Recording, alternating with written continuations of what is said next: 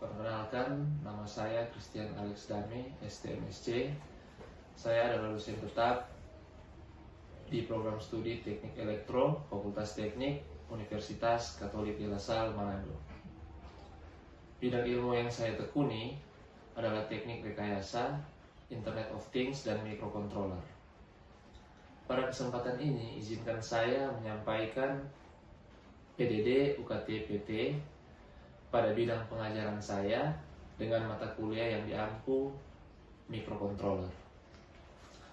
Mata kuliah ini memiliki bobot 3 SKS dengan rumpun mata kuliah ilmu dasar dengan kode LK14306 yang diwajibkan bagi mahasiswa semester 4. Secara keseluruhan, mata kuliah ini bertujuan untuk memberikan pengenalan konsep dasar microcontroller, sejarah microcontroller, arsitektur microcontroller secara umum, hardware dan software pada microcontroller, implementasi data digital dan analog, pengenalan pulse width modulation atau PWM, dan cara pembuatan minimum system controller atau microcontroller sehingga bisa diimplementasikan pada pengontrolan sederhana berbasis microcontroller. Secara keseluruhan, mata kuliah ini menggunakan metode DAI atau Delivery Interaction Assessment. Pada metode delivery, saya akan menyampaikan materi secara keseluruhan kepada mahasiswa, kemudian dilanjutkan dengan interaction, yang mana ada interaksi antara mahasiswa dan dosen. Kemudian metode assessment di mana saya akan memberikan penilaian pada akhir pembelajaran dari mata kuliah ini. Capaian pembelajaran pada pertemuan ini adalah mahasiswa mampu menerangkan pengertian tentang microcontroller dan konsep dasar dari microcontroller. Perkuliahan ini memiliki 16 kali pertemuan, di mana 14 pertemuan tatap muka materi dan 2 pertemuan untuk ujian. Pada pertemuan ke-8 ujian tengah semester, dan pada pertemuan ke-16 ujian akhir semester atau UAS. Adapun bentuk asesmen dibagi dalam beberapa penilaian: kehadiran 5%, kuis 15%, tugas 15%, UTS 30%, dan UAS 35%. Dan saat ini mari kita simak video pengajaran saya mata kuliah microcontroller di dalam kelas. Ya, selamat siang semua. Selamat siang. Ya, baiklah, pada siang hari ini kita akan mulaikan perkuliahan kita, perkuliahan microcontroller. Tapi sebelum memulaikan perkuliahan ini, ada baiknya kita berdoa dulu, dan dipersilakan mahasiswa untuk berdoa.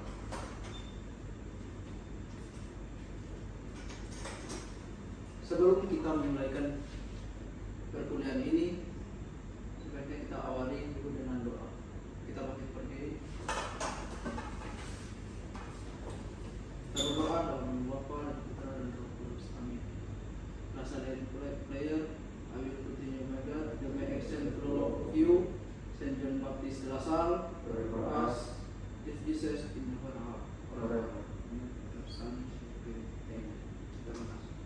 Amin, doa selesai, dipersilakan dulu. Dan terima kasih.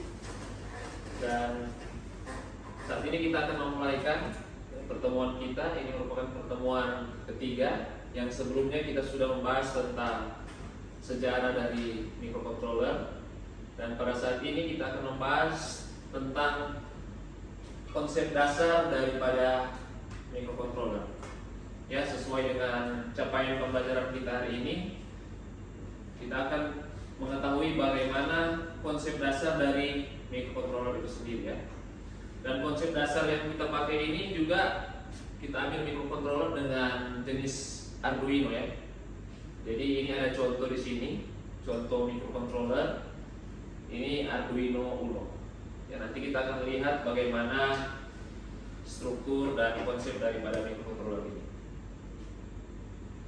Nah, kita akan mempelajari terlebih dahulu apa itu microcontroller ya. Jadi microcontroller di sini merupakan sebuah chip elektronik yang memiliki CPU, memori dan I/O atau input output, yang dimana dalam satu paket ya. Jadi itu berbeda dengan microprosesor atau komputer biasa ya, yang memiliki CPU, memori yang terpisah-pisah. Tapi dalam microcontroller ada dalam satu paket seperti ini ya contohnya.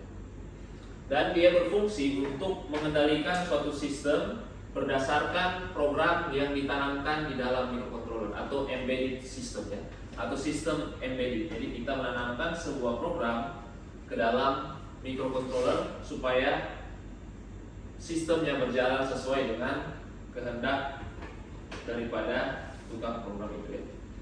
Jadi sederhananya microcontroller itu merupakan sebuah otak ya, sebuah otak yang akan memproses pemrograman dan segala struktur di dalamnya.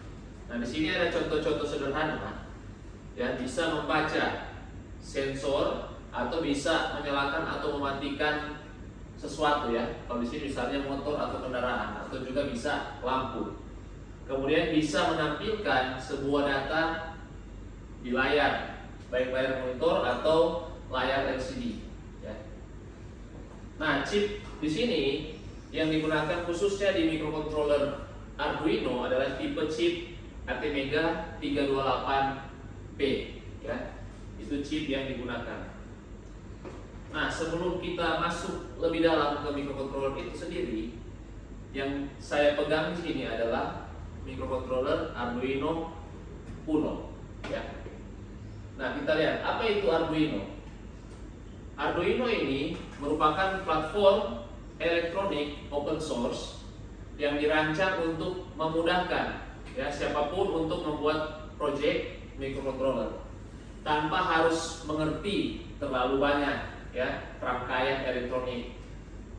Jadi sederhananya Arduino ini sangat mudah digunakan ya, tanpa kita harus menguasai terlebih banyak tentang elektronik. Oke, Arduino sendiri ini terdiri atas dua perangkat ya. Ini perangkat keras yang saya pegang. Kemudian kita akan memprogram menggunakan software atau Arduino IDE ya. Itu merupakan platform yang digunakan untuk mengupload program ke dalam board tersebut ya, atau board microcontroller. Kemudian microcontroller ini juga, Arduino ini merupakan platform yang open source ya. Yang kita tahu open source itu sangat menguntungkan baik para peneliti ataupun mahasiswa ataupun penghobi, karena kita tidak perlu membayar lisensi. Oke, jadi dengan platform open source kita bisa berkarya lebih. Jadi kita sangat bersyukur bagi orang-orang yang telah membuat Arduino ini ya, sehingga baik mahasiswa, peneliti ataupun dosen bisa mengembangkan karya ya, karya di bidang controller khususnya. Oke, kemudian kita lihat kenapa menggunakan microcontroller atau Arduino ini, microcontroller Arduino khususnya. Karena microcontroller ini sangat mudah digunakan ya. Kemudahannya ini kita tinggal jumper ya.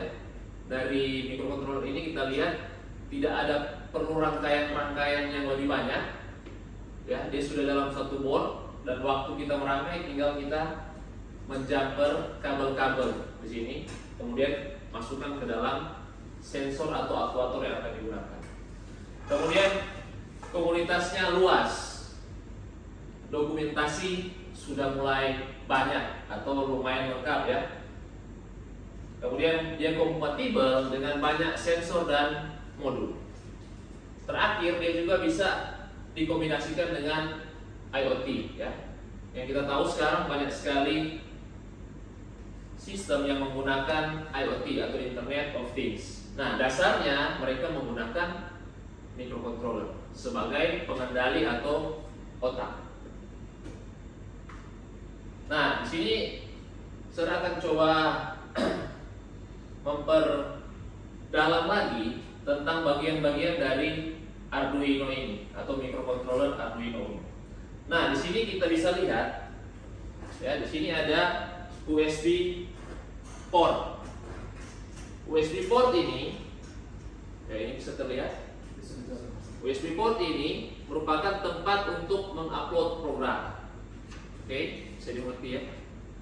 Kemudian ada pin digital dan analog. Jadi ada beberapa pin ya di sini. Jadi dalam microcontroller ada pin digital dan ada pin analog. Oke. Nah, pin digital di sini ada pin 0 sampai pin 13 ya. Kemudian pin analog A0 sampai A5. Artinya dari 0 sampai 13 ada berapa pin? 14 pin ya.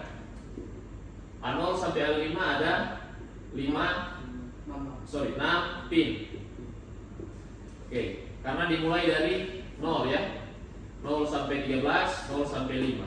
Ini 6 pin, ini 14 pin. Oke. Nah, kegunaan pin digital dan analog ini kita akan lihat ya. Oke, pin digital hanya berbasis I/O atau 1-0 ya. Dimana 1 ini merupakan analogi high ya. Sedangkan 0 low ya. High dan low ini masuk dalam pin digital. High ini kalau dalam microcontroller ya, ketika kita menaruhkan tenaga atau daya di dalam microcontroller ini, ketika kita mengaktifkan pin digital, misalnya pin 13 ya, misalnya pin 13, ketika kita mengaktifkan high, nah tegangannya kurang lebih berapa volt? Ya, 4 sampai 5 volt ya. Kurang lebih seperti ini. Dan jika kita mengaktifkan low di pin 13, maka tegangannya 0 volt. Nah, seperti itu ya. Tapi ada juga pin khusus di pin digital ini, yaitu pin PWM. Tapi nanti kita akan bahas di pertemuan-pertemuan berikut ya. PWM. Nah, kita singgung sedikit saja tentang PWM. PWM itu apa? Pulse Width Modulation.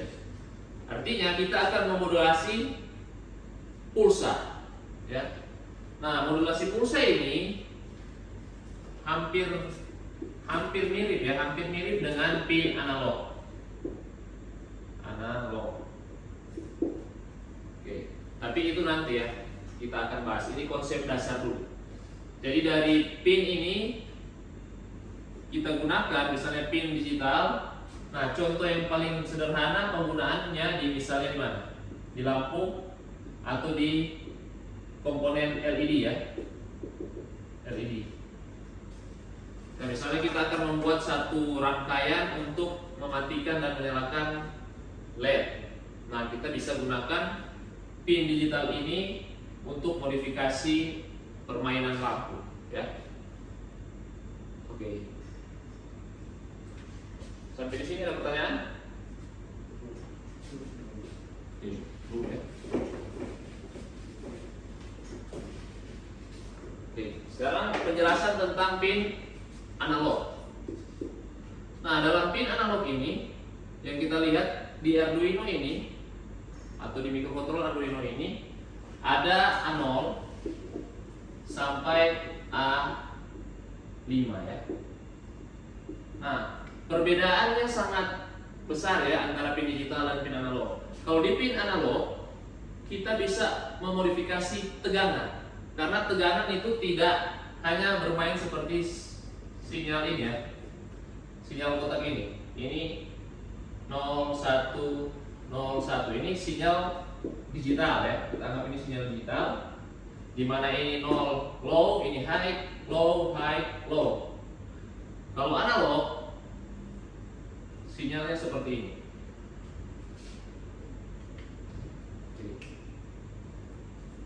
Kita lihat ya. Sinyalnya seperti ini. Dan tegangan itu bisa dimulai dari minus ya sampai positif. Nah, karena di sini Arduino itu tegangannya dari 0 sampai kurang lebih 12 volt, tapi di pinnya itu batasannya itu 5 volt. Jadi di analog ini tegangannya itu dari 0 sampai 5 volt. Nah, dalam pin analog kita bisa memodifikasi nilai tersebut. Jadi dia tidak bergantung hanya 1 dan 0. Ya, di analog itu dari 0 sekian sekian sampai 5, 5 sampai 0. Jadi itu perbedaan yang di dalam microcontroller ya. Nah, kemudian ada power atau tegangan. Nah, rata-rata penggunaan microcontroller itu dari 3,3 volt sampai 5 volt. Tapi bisa ditoleransi karena di sini ada regulasi atau regulator sampai 12 volt ya. Tapi masuk atau keluar di pin-pinnya itu hanya sekitar 5 volt ya, kurang lebih 5 volt. Nah, itu untuk Arduino Uno. Kemudian ada chip di sini. Chip atau otaknya di situ dengan tipe utama Atmega 328P, yaitu nama chipnya. Kemudian ada tombol reset. Jadi ini semua merupakan komponen umum yang ada dalam microcontroller ya. Jadi ini bagian-bagian dalam Arduino Uno. Oke, kita lanjut ya. Nah, yang tadi sudah dijelaskan tentang bagaimana itu digital dan analog ya. Nah, di sini coba kita perhatikan lagi. Untuk analog ya, analog itu ada nilai variatif. Ya, di sini nilai variatif ini contohnya dari 0 sampai 1023. 0 sampai 1023. Nah, ini mewakili nilai tegangan 0 sampai 5 volt. Ya. 1023. 0 sampai 5 volt, 0 sampai 1023. Jadi representatif dari 5 volt merupakan nilai 1023. 1023 sama dengan 5 volt, ya. Itu nilai ketika kita mengukur baik tegangan maupun nilai yang dikeluarkan dari pin, ya. Oke, khususnya di pin analog sini ya. Nah, contoh penggunaan. Tadi waktu saya jelaskan tentang analog dan digital, di sini ada contoh penggunaan. Untuk digital, pin-pin digital tadi saya sudah bilang ada LED ya. Kemudian ada juga bisa gunakan apa? Pin atau push button. Kenapa harus di pin digital ya? Karena push button itu sendiri dia tidak bisa memiliki nilai float ya. Waktu kita menekan sebuah saklar atau button, tegangan harus sama ya, masukan dan keluaran harus sama. Dia tidak bisa fluktuatif. Itu akan mempengaruhi jalannya program atau jalannya keluaran. Ya. Makanya ketika kita menggunakan button, sebaiknya kita gunakan pin digital, ya, supaya nilai konstan. Oke. Kalau dia tidak konstan, itu yang menyebabkan terjadi bounce. Nanti kita akan coba pelajari nanti ya tentang penggunaan baik sensor maupun tombol-tombol ya. Nah, kemudian ada analog. Analog di sini ada contoh sensor suhu maupun potensiometer. Nah, ketika kita menginputkan sensor di sini, kita akan mendapatkan satu nilai yang variatif ya. Karena sensor itu pasti nilainya variatif ya. Dia tidak bisa konstan, dia akan naik turun, makanya sebaiknya kita taruh di pin analog. Kemudian ada potensiometer. Potensiometer itu sebenarnya lambangnya di elektronika itu VR, ya. Apa itu VR? VR, variable resistor. Potensiometer itu resistor, ya. Dia itu resistor tapi variabel, artinya nilainya bisa kita ubah. Oke, makanya namanya itu VR atau variable resistance. Artinya kita bisa menentukan nilai mana yang kita mau, ya. Tergantung dari besar potensio itu. Jadi setiap potensio pasti punya besaran nilai. Misalnya 100K, ya. 100 kilo ohm atau 50K, 50 kilo ohm. Kalau 100K, bagaimana kalau 100K? 100K itu berarti 100 kilo ohm, ya. 100 kilo ohm ini artinya nilai yang kita bisa capai dari nilai 0 sampai 100 kilo.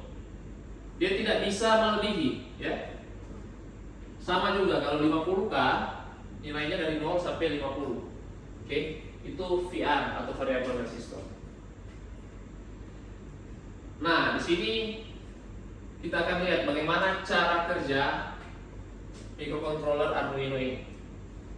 Nah, karena microcontroller ini bisa diupload pemrograman, maka untuk awal kita harus menuliskan program dulu, ya. Tuliskan di mana? Bukan di papan tulis, ya. Tuliskan di mana? Di software, ya. Dia ada software sendiri untuk menuliskan pemrograman. Setelah itu kita upload. Setelah menulis ke dalam pemrograman, kita akan mengupload ke dalam board microcontroller. Oke. Jadi board ini luar biasa, ya, walaupun dia kecil tapi bisa mengendalikan hal yang besar.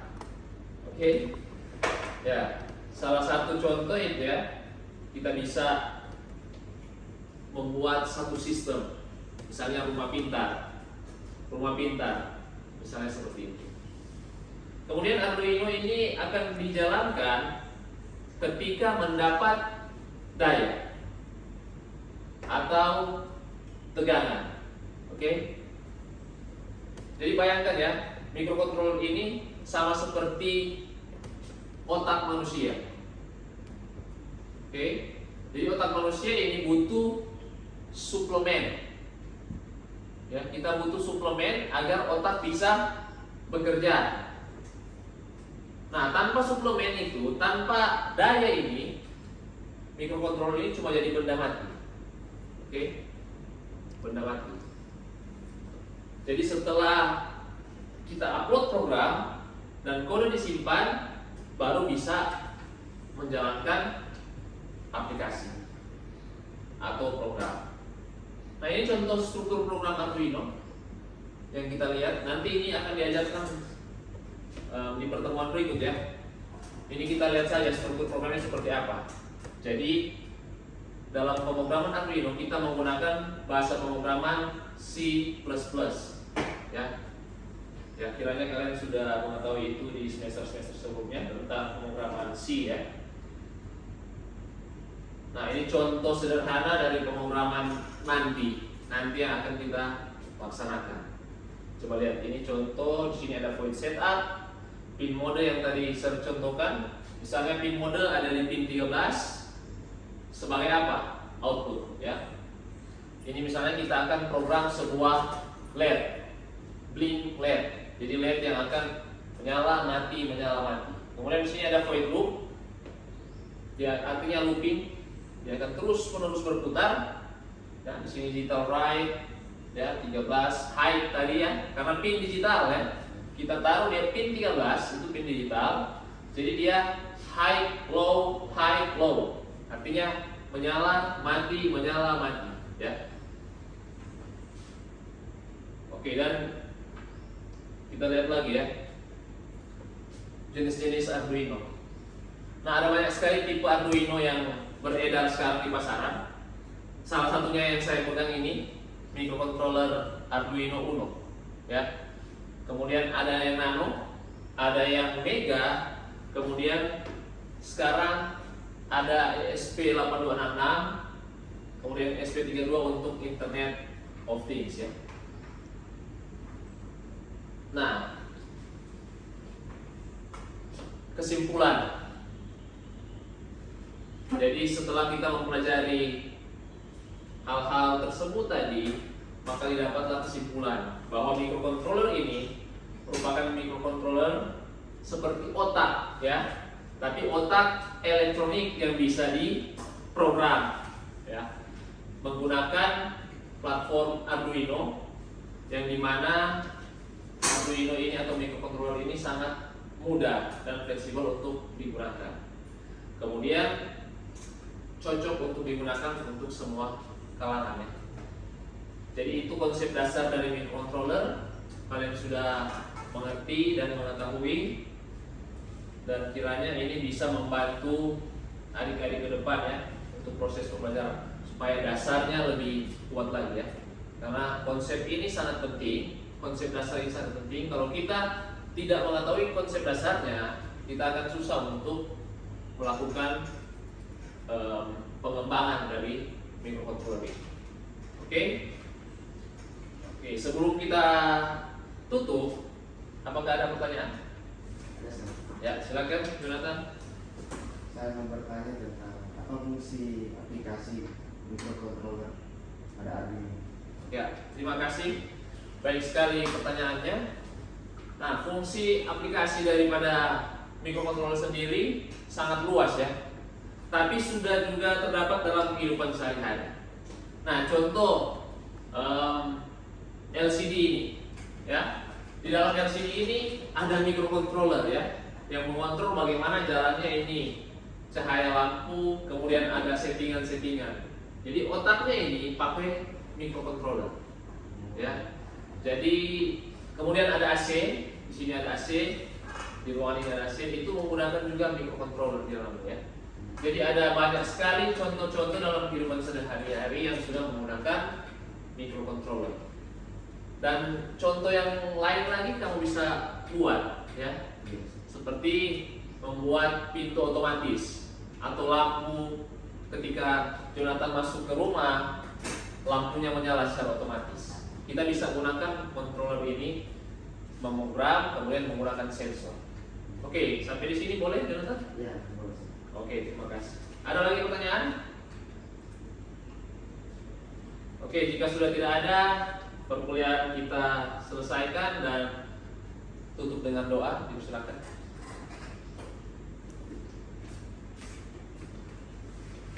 Sebelum kita menutup perkuliahan ini, sebaiknya kita awali dengan tutup dengan doa. Silakan berdiri.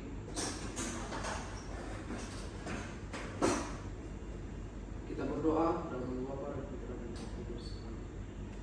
Last silent prayer. I will continue my God, prepare us for you, Saint John Baptist de la Salle, for us, lift Jesus in our heart, forever, in our Father, Son, Terima kasih. Ya, terima kasih.